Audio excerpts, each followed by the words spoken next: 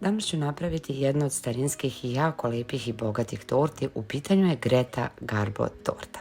Dobrodošli u moju kuhinju.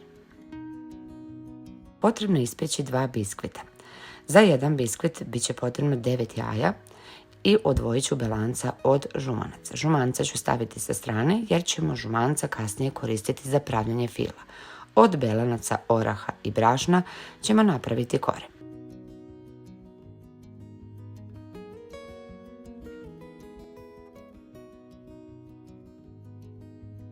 Dodati postepeno 10 supenih kašika šećera. Nemojte dodavati odjednom šećer kako se ne bi desilo da belanca splasnu, već dodajte prilikom mućenja onako lagano kašiku po kašiku. U posebnu posudu ću sjediniti 15 kašika supenih punih oraha mlevenih i 2 pune kašike brašna senčanskog glatkog tip 400. Brašno i orahe dobro sjedinite i za to vrijeme su se belanca već dobro umutila. Belanca morate dugo mutiti kako bi bila čvrsta.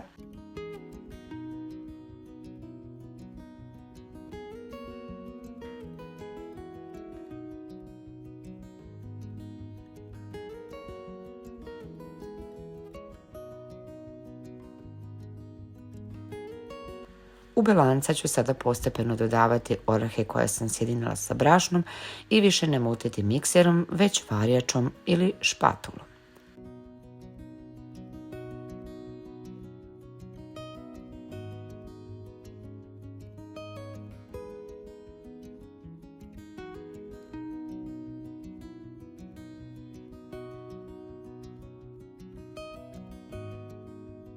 U pleh od rerne staviti papir za pečenje, zatim preručiti smesu i peći na 180 stepeni u prethodno naravno zagrejanoj rerni 10 do 15 minuta koliko samo da kora blago porumeni. Na ovaj isti način napraviti i drugi biskvit i na isti način ga ispeći u rerni.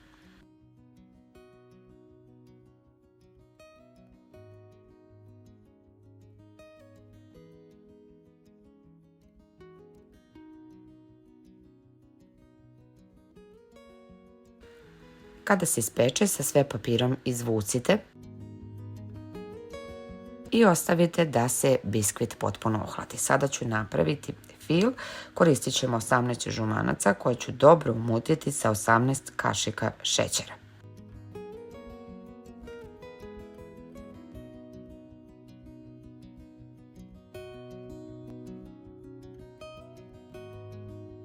Zatim žumanca sa šećerom je potrebno skuvati na pari.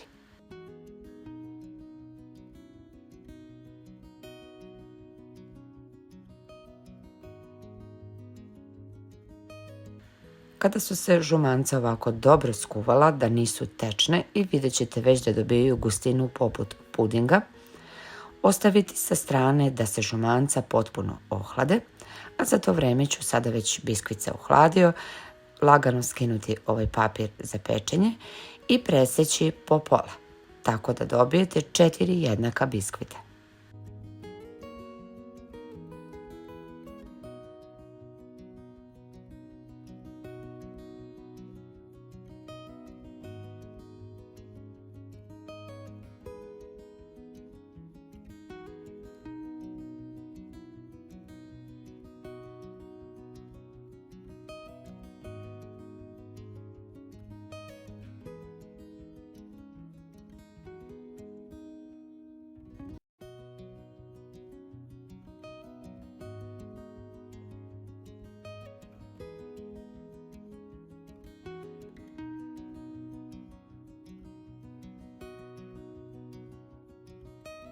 Ovdje ću sada napraviti karamel koji ću tačnije premaz i stopit ću 25 kašika supenih šećera.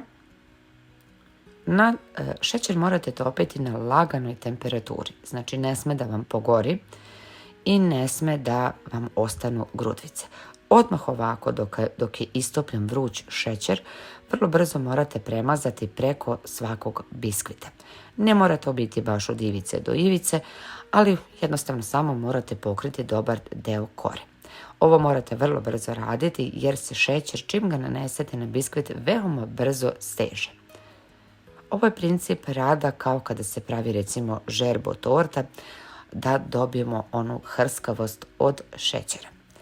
Sad ovo je dovoljna količina za 4 biskvita, tako da ga ravnomerno nanesite na sve 4 kore. I ono što je bitno, što ja uvek uradim, je da ovako špicastim nožićem lupkam od gore kako bi se šećer razbio, da bi mi kasnije bilo mnogo lakše prilikom sečenja, da ne bi naravno šećer pucao prilikom sečenja torte.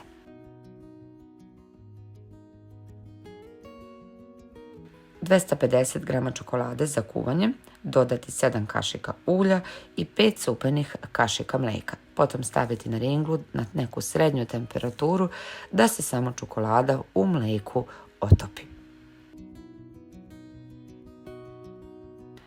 Možete ostaviti samo 5 minuta da se čokolada vrlo malo prohladi, a potom preko šećera koji se već stegao i ohladio preliti i čokoladu.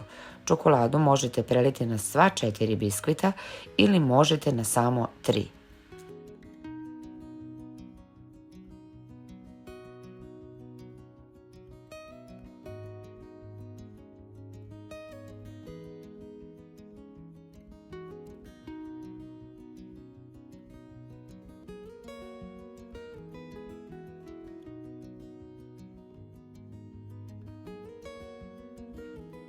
Ostavite da se potpuno čokolada ohladi i stegne. Ukoliko imate neko hladno mesto, možete i u frižider, ali možete ostaviti na sobnoj temperaturi pola sata, sat, što će naravno zavisiti od temperature prostorije i spram naravno godišnjeg doba kada pravite ovu tortu. Sada ću umutiti 250 grama maslaca ili margarina, a potom ću postepeno dodavati u ohlađena žumanca koje sam skuvala prethodno naravno na pari. Dodajte postepeno, lagano muteći mikserom, sve dok ne utrošite svu količinu maslaca ili margarina, u zavisnosti naravno šta koristite. Ovo je zaista onaj starinski pravi, najukusniji fil od kuvanih žumanaca. Kada se čokolada potpuno stegla, fil podelite i premažite preko svakog biskvita.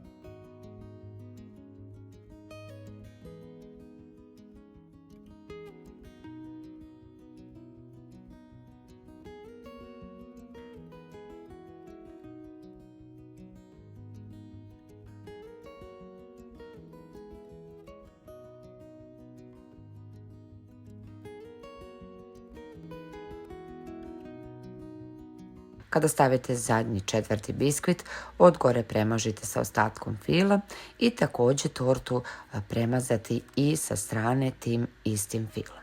Ostaviti u frižideru najbolje do sutradan da se torta dobro stegne. Od gore možete ukrasiti dodatno orasima, istopljenom čokoladom po želji i naravno uživati u ovoj fantastičnoj starinskoj torti.